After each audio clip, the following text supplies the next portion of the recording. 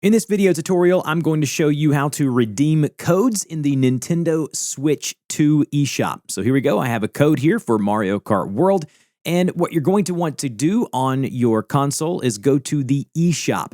And the eShop is going to be this icon here that is the little shopping bag. And go ahead and select the user you want to download it for, and it'll automatically load you into the eShop. You obviously have to be connected to the internet. Go ahead and tap Next and Proceed within your console. It'll require you to sign in to your linked Nintendo account. Once you've logged in, it'll take you to the homepage of the Nintendo eShop. In the sidebar there at the very bottom, you'll see something that says Enter Code. Go ahead and tap the A button twice to get into where you can type in your code.